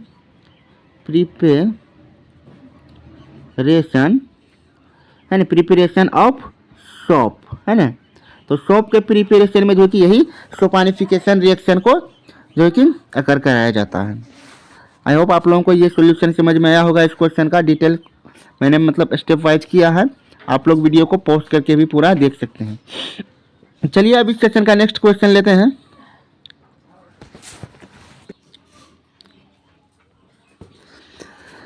अब आपका यहाँ पे नेक्स्ट क्वेश्चन है, कह रहा है name the simplest saturated hydrocarbon, draw it's electron dot structure, which type of bonds exist in this compound. अच्छा, यदि सबसे सैचुरेटेड सिंपलेस्ट हाइड्रोकार्बन का बात करें तो वो आपका होता है एल्केन। एल्केन का आपका फॉर्मूला होता है CnH2n प्लस 2, ये आपका सिंपलेस्ट हाइड्रोकार्बन रहने वाला है। अच्छा, इससे जो सिंपलेस्ट जो कंपाउंड बनेगा, यदि n का वैल्यू यदि n रखे तो वो सबसे सिंपलेस्ट हो सकता है। तो n का वैल्यू 1 रखने पे जो आपका कंपाउंड यहाँ पे जो C जो फॉर्म्ड होता है वो होता है आपका मेथेन, जिसे CH4 या फिर जिसे मेथेन भी कहा जाता है ना। ये आपका यहाँ पे ये मेथेन, ये आपका मेथेन यहाँ पे ये रहने वाला है सिंपलेस्ट कार्बन कंपाउंड। अच्छा, इसमें आपको कहा है कि draw it's electron dot structure, electron dot structure. अच्छा, ये किस तरह से स्टेबल होता है, एक कार्बन मॉलिक्यूल्स एंड 4 हाइड्रोजन, इस तरह से इसे पहले हम लिख देते हैं, फिर इसका डॉट स्ट्रक्चर देखते हैं। अच्छा, कार्बन के पास, carbon has 4 electrons in their outer shells, मतलब यहाँ पे एक इलेक्ट्रॉन है, यहाँ पे भी एक है, यहाँ पे भी एक है और यहाँ पे भी एक है। अच्छा, हाइड्रोजन के पास भी 1 इलेक्ट्रॉन है, तो यहाँ पे एक ये देगा, फिर यहाँ पे एक हाइड्रोजन इसका एक और फिर यहाँ पे इसका एक। इस तरह से देख सकते हैं जो डॉट है ना स्ट्रक्चर जो बना रहा है ना, टू इलेक्ट्रॉन जो है कि ये दोनों कोवेलेंट कर रहे हैं, साझा कर रहे हैं। अच्छा, इसमें आपको पूछा है which type of bond exist in this compound, तो किस तरह का इसमें जो कि बॉन्ड बन रहा है, तो कह सकते हैं ये कोवेलेंट है ना, ये आपका कोवेलेंट बॉन्ड है और ये कोवेलेंट है और ये सिंगल बॉन्ड है ना, कोवेलेंट सिंगल बॉन्ड जो है कि यहाँ पे आपका ये फॉर्म्ड कर रहा है। आई होप आप लोगों को ये समझ में आया होगा। चलिए फिर इसका नेक्स्ट पार्ट देखते हैं। कह रहा है name any 2 mixture of the carbon compound used as a fuel in daily life of which the above mention compound is an important component. अच्छा, तो हमें यहाँ पे एक ऐसे 2 मतलब कंपाउंड का नाम हमें लिखना है जिसमें कि मेथेन जो कि मेन कॉन्स्टिट्यूएंट के फॉर्म में आता है। तो हम लोग जो अपने घरों में जो फिर चलाते हैं, जो गैस उसका जो यूज करते हैं, जैसे आपका बायोगैस हो गया फर्स्ट में, ये आपका बायोगैस में जो कि मेन कॉन्स्टिट्यूएंट जो कि आपका मेथेन CH4 इसमें रहता है ना। यदि इसका सेकेंड यदि बात करें तो आपका जो CNG होता है कॉम्प्रेस्ड नेचुरल गैस है ना, इसमें भी जो कि मेथेन जो कि CH4 आपका मेन कंपोनेंट इसमें भी ये रहता है ना। फिर LPG का बात करें तो LPG में मेन कंपोनेंट जो कि आपका ब्यूटेन रहता है ना।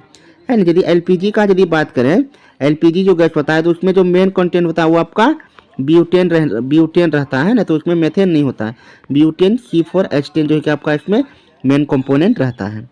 आई होप आपको ये एक्सप्लेनेशन समझ में आया होगा। चलिए इसका आप नेक्स्ट पार्ट करते हैं। नेक्स्ट पार्ट में कह रहा है in which homologous series of carbon compound can this compound be placed, है ना। कह रहा है in which homologous series of carbon compound can this compound be placed, right the general formula of the series, है ना। तो कह रहा है कि इसे किस कार्बन सीरीज में जो है कि रखा जाता है, तो ये आपका एल्केन में रखा जाता है ना। मेथेन को आपको एल्केन्स में जो है कि एल्केन्स में आपका ये मेथेन को रखा जाता है। यदि इसका केमिकल जनरल फार्मूला का बात करें तो इसका जनरल फार्मूला होता है CnH2n+2, आपका इसका जनरल फार्मूला यहाँ पे रहने वाला है। चलिए फोर्थ में देखते हैं इसका क्या है। फोर्थ में इसका कह रहा है which type of flame is produced on burning it, है ना।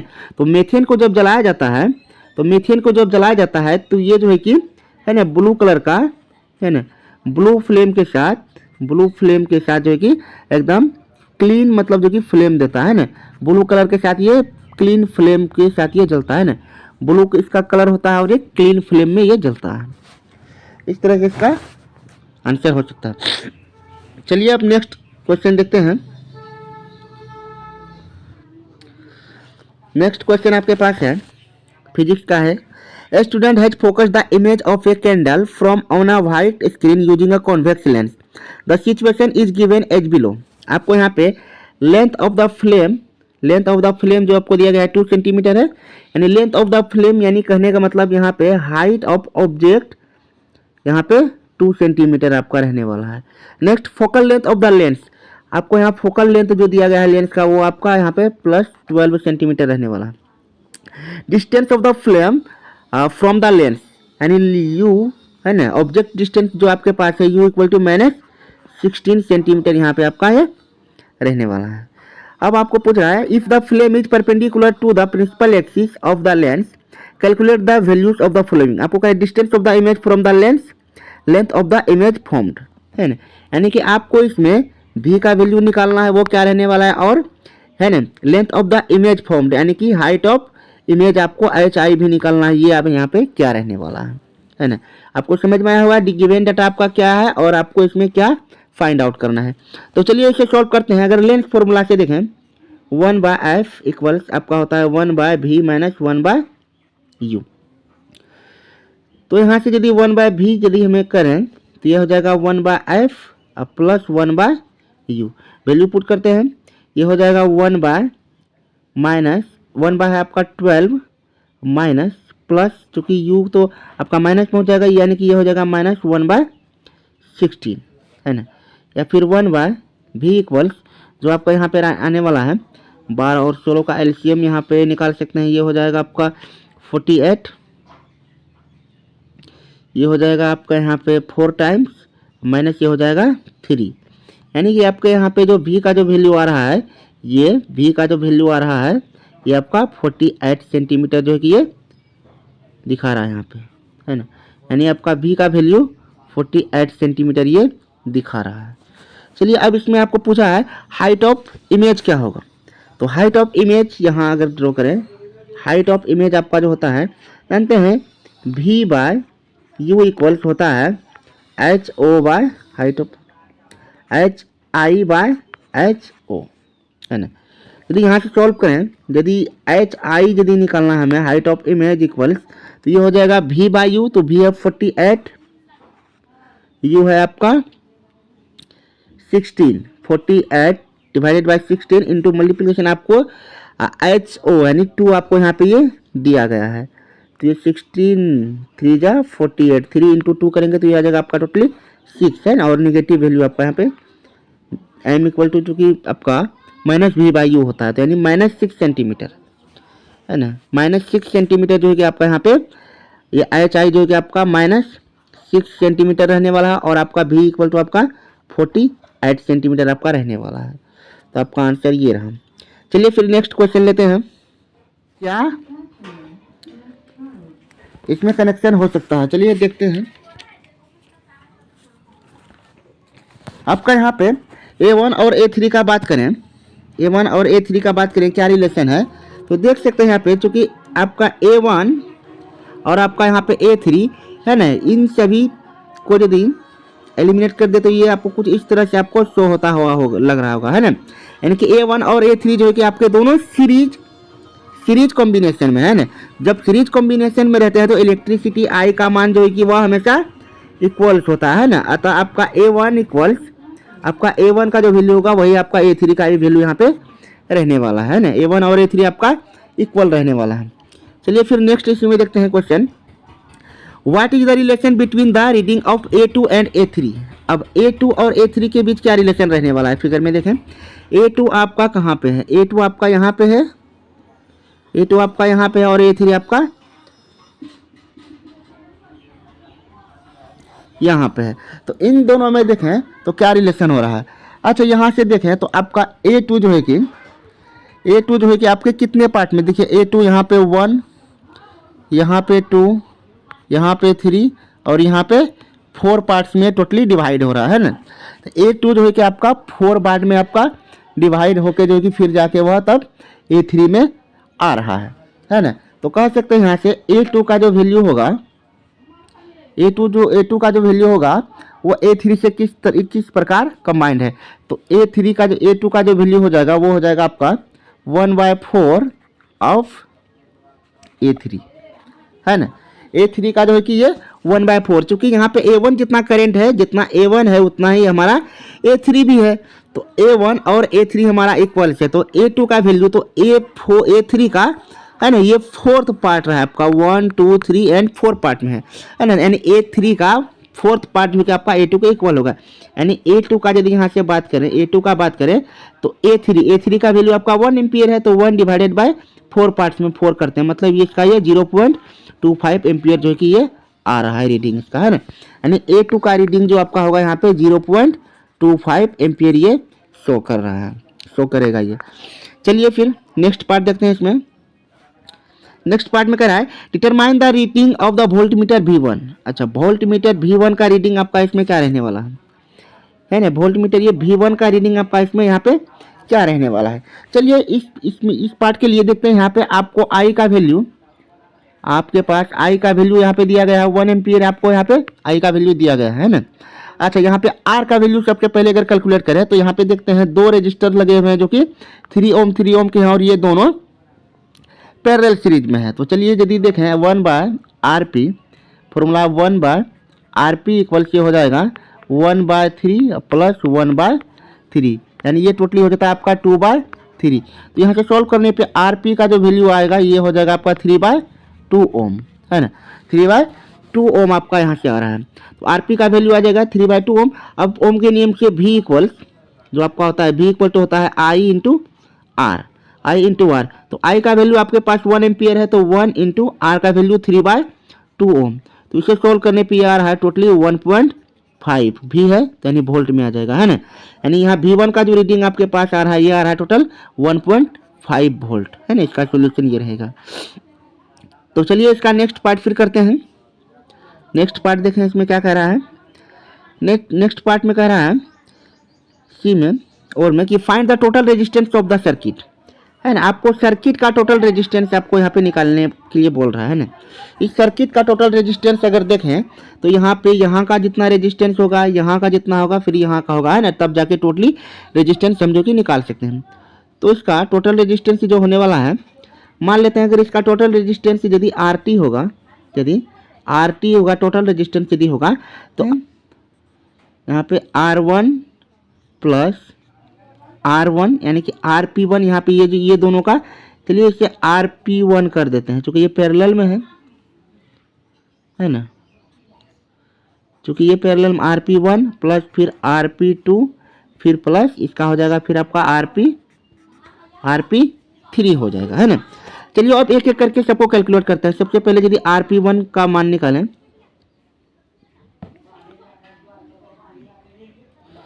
यदि RP1 का मान यदि यहाँ से देखें RP1 इक्वल टू, तो RP1 का मान ये दोनों पैरेलल सीरीज में है तो ये हो जाएगा 1/3 फिर प्लस 1/3, ये आपका आ जाएगा 2/3। यानी इसे सॉल्व करने पे आपका RP1 का जो वैल्यू आएगा वो हो जाएगा 3/2 ओम, जो भी पहले कैलकुलेट किए थे हम। अच्छा, फिर RP2 का यदि यहाँ से बात करें, RP2 का यदि कैलकुलेशन करें, यदि यहाँ से RP2 का कैलकुलेशन करें यहाँ से, तो यहाँ पे 3 रजिस्टर्स हैं और सभी पैरेलल में हैं। यानी ये हो जाएगा 1/3 प्लस 1/3 प्लस 1/3 इक्वल टू ये 3/3 आ रहा है, यानी इक्वल टू आप देख सकते हैं यहाँ से 3/3 इक्वल टू 1 होगा, यानी Rp2 का जो वैल्यू आ रहा है वो आ रहा है आपका 1 ओम, है ना। अब चलिए फिर Rp3 का वैल्यू करते हैं। Rp3 का वैल्यू यदि देखें इसमें तो यहाँ पे 1 ये वाला है ना, यहाँ पे आपका जो है कि ये 1 2 3 4 ये 4 रजिस्टर्स हैं और यहाँ चारों जो है कि आपके पैरेलल सीरीज में लगे हुए हैं। तो ये आपका हो जाएगा यहाँ पे 1/3 प्लस 1/3 प्लस 1/3 प्लस 1/3। इसे यदि सॉल्व करें तो आपका Rp3 का जो वैल्यू आएगा ये आपका हो जाएगा टोटली 3/4, है ना। तो R1 R2 R3 का वैल्यू आ चुका है। अब हम RT यानी R टोटल यदि करें, RT यदि टोटल करें तो R1 का वैल्यू है पहले हमारे पास कितना है, ये है 3/2 और प्लस R2 का वैल्यू है 1, फिर प्लस R3 का वैल्यू है 3/4। इसे सॉल्व करने पे ये डायरेक्ट आपका आ जाता है 13/4 या फिर इक्वल ये हो जाएगा आपका 3.25 ओम, है ना। ये आपका फाइनल आंसर जो है कि इस न्यूमेरिकल का रहने वाला है। तो देखिए डायग्राम चाहे किसी भी तरह का दिया होगा, आप अगर कॉन्सेप्चुअल है, अगर फॉर्मूला आपको पता है, पैरेलल सीरीज के लिए कौन सा फॉर्मूला है, पैरेलल कॉम्बिनेशन के लिए, सीरीज कॉम्बिनेशन के लिए, तो आप जो किसे आसानी से कर सकते हैं। आई होप आपको ये न्यूमेरिकल आपको अच्छा लगा होगा। तो डियर स्टूडेंट्स, आज का सेशन अभी समाप्त करते हैं, फिर दूसरे सेशन में, नेक्स्ट सेशन में, है ना, इंडिविजुअली फिजिक्स केमिस्ट्री और बायो के अलग अलग क्वेश्चंस को मैं लेकर आऊँगा आप लोगों के एग्जाम के लिए, जो कि काफ़ी हेल्पफुल रहने वाला है। तब तक पढ़ते रहिए एंड थैंक्स फॉर वॉचिंग।